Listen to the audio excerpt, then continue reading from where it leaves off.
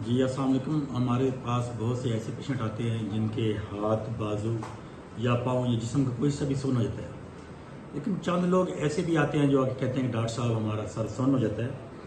तो सर सुन्न होने की क्या वजूहत हैं, और कुछ लोग ज़्यादा परेशान भी होते हैं कि शायद कोई खुदा न खास्ता दिमाग में कोई ट्यूमर तो नहीं है, या कोई ब्रेन हैमरेज तो नहीं हो गई, या कोई इस तरह कोई प्रॉब्लम तो नहीं है। तो इसमें कोई घबराने की ज़रूरत नहीं है। तो आज हम इस पर बात करेंगे। अस्सलाम वालेकुम एवरीवन, मेरा नाम डॉक्टर अब्दुल मजीद है। आप सब लोग खैरी से होंगे। तो सर के सुन्न होने की जो वजूहत हैं उस पर अगर आप देखें तो सबसे पहले ये हमें समझने के लिए बहुत ज़रूरी है कि हमारे हेड या फेस को नर्व का क्लस्टर है जो कि ब्रेन से इसको सप्लाई कर रहा है। अगर इस नर्व में कोई प्रॉब्लम आ जाए, या ये नर्व में कोई सोजिश आ जाए, कंप्रेशन आ जाए, या कोई चोट लग जाए, तो ये हमारा सर भी सुन्न हो सकता है। इसकी बहुत सी कॉमन वजूहत हैं, लेकिन इसमें हमें बिल्कुल घबराने की ज़रूरत नहीं है। तो ये कॉमन वजूहत क्या हैं? इसमें सबसे पहले जो मेन रीज़न है वो डायबिटीज़ है या कोई मल्टीपल स्क्लेरोसिस है। बाकी नर्व की तरह हमारा जो चेहरा है ये भी इसमें सुन्न हो जाता है। कुछ ऐसे पेशेंट आते हैं जो कहते हैं कि ये कभी सर सुन्न हो जाता है और कभी ठीक हो जाता है। तो ये मोस्टली एंग्जाइटी से रिलेटेड है। तो हम इन लोगों को काउंसलिंग करते हैं, तो जैसे एंग्जाइटी या परेशानी का आलम कम होता है तो ये भी ख़त्म हो जाता है। तो इसके अलावा ये भी देखा गया है कि अगर ये सर सुन्न होता है तो सर के साथ साथ कानों में टिंगलिंग या घंटियां बज रही हैं, या जलन की कोई एहसास हो रहा है, या अगर आप टच करें ठंडा और गर्म तो इसमें भी प्रॉब्लम आ सकता है। और बाद दफ़ा जैसे कोई सुइयां चुभ रही हों या कोई जलन का एहसास हो, तो ये भी सर सुन्न के साथ इसकी अलामात होती हैं।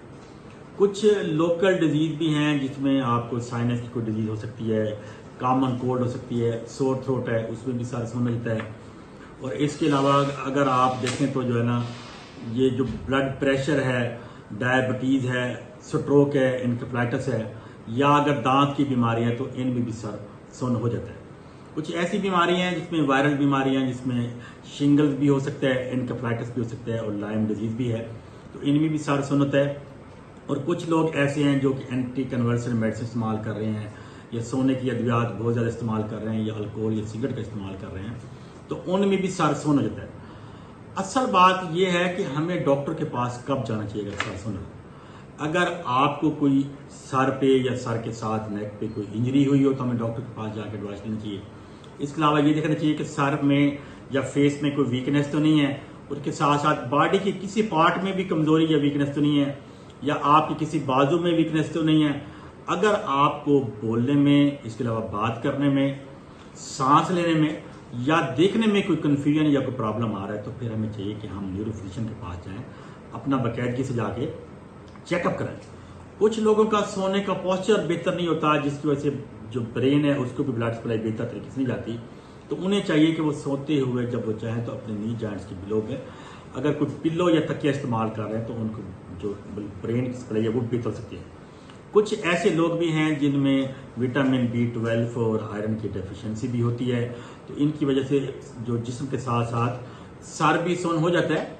तो इसमें जब आप डॉक्टर के पास जाते हैं तो डॉक्टर आपके जो टेस्ट एडवाइस करते हैं उसमें CBC है, CT स्कैन है, MRI है, और बेसिकली वो लोकल नर्व स्टडी भी करता है कि आपके चेहरे पे कोई ऐसा तो नहीं है कि आपको टच की सेंसेशन भी ना हो, या इसके साथ साथ आपको ठंडा या गर्म भी ना लग रहा हो, या आपकी कोई वीकनेस तो नहीं है। तो बेल्स पाल्सी में भी जो है, जो चेहरे का इसे हम लकवा भी कहते हैं, फालिज में भी कहते हैं, तो इसमें भी ये हमारा जो सारा ये सुन्न हो जाता है।